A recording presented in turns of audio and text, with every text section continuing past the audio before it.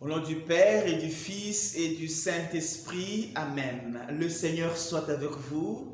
Mes frères, mes sœurs, en ce premier jour de l'année, le 1er janvier, l'Église nous propose de fêter la bienheureuse Vierge Marie, Mère de Dieu, pour que nous commencions l'année nouvelle avec la Vierge Marie, en qui notre salut a commencé.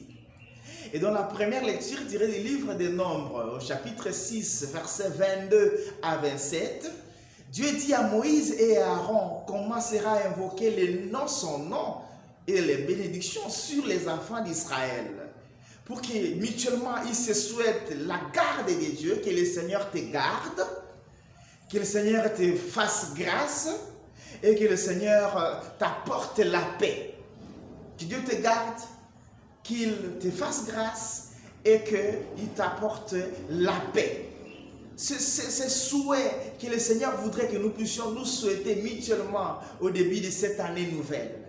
Que cette année nouvelle soit aussi une année de grâce et une année de paix. Que tout le monde, que chacun souhaite cela à son prochain, à ses ennemis, à ceux qui les connaissent, même à ceux qui ne les connaissent pas, souhaiter la paix, souhaiter la grâce du Seigneur. L'année nouvelle n'est pas le début de nouveaux conflits. L'année nouvelle n'est pas le début de s'écarter des autres, ou bien éloigner les autres de notre vie. Comme nous le voyons déjà, il y a des gens qui souhaitent le danger dans cette année nouvelle. Les ennemis seront écartés, ils vont s'éloigner d'eux-mêmes, ils vont voir que je serai ceci, ils veulent leur fermer la bouche. Non, non, l'année nouvelle n'est pas celle-là. L'année nouvelle, c'est aussi être des hommes et des femmes nouveaux et nouvelles pour que les nouvelles grâces inondent notre vie, pour que la paix du Seigneur habite parmi nous. Et célébrer Noël, c'est accueillir le Christ et accueillir Jésus. Jésus d'ailleurs signifie le Seigneur sauve. Et ce Jésus s'appelle aussi Emmanuel, Dieu avec nous. Et célébrer Noël et aller encore avec des conflits dans l'année nouvelle, c'est vraiment être un chrétien imperméable à l'évangile. Que le Seigneur nous aide à cultiver la paix, à nous souhaiter le bien et non pas le mal. Quels que soient les problèmes, quelles que soient les difficultés, quelles que soient les offenses, que la paix habite parmi nous, que la grâce du Seigneur nous inonde. Et dans la deuxième lecture tirée de la lettre de Saint Paul, apôtre aux Galates, au chapitre 4, versets 4 à 7, Paul nous dit que Dieu a envoyé son Fils né d'une femme pour que nous soyons héritiers, pour que nous ayons le salut, pour que nous soyons sauvés et que nous ayons la grâce d'appeler Dieu Abba, Père. D'abord, il est né d'une femme. Et de quelle femme il s'agit? Il s'agit de la Vierge Marie, qui est la nouvelle Ève. Comme la première Ève avait péché, la première Ève nous est venue le péché et la mort. Par la nouvelle Ève nous est né le salut et la vie, le rachat et la grâce. Marie est donc l'antipode de l'ancienne Ève.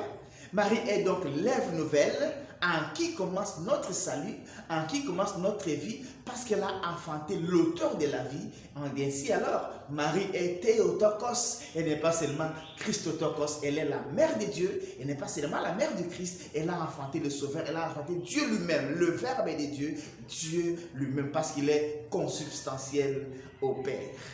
Et dans la lecture de l'Évangile, tirée de Luc 2, 16 à 21, les bergers vont accueillir les anges, ils vont voir l'enfant Jésus.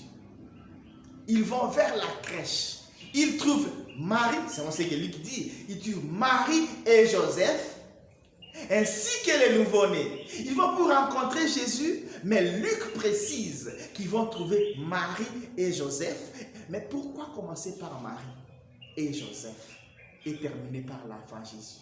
Ils les trouvent comme le chemin, comme la voie pour arriver certainement, arriver avec certitude à rencontrer le Verbe de Dieu, le nouveau-né. Il faut passer par sa mère, il faut passer par son père Joseph. D'où la place irremplaçable de Marie pour le salut de l'humanité, la place vraiment inaliénable qu'on ne peut pas nier, la place de Marie dans le salut de l'humanité, celle qui nous a donné le Sauveur. Que le Seigneur nous aide à accueillir Marie, à passer d'abord par Marie pour arriver au Christ. Marie qui nous a enfanté l'enfant de Dieu et Dieu lui-même.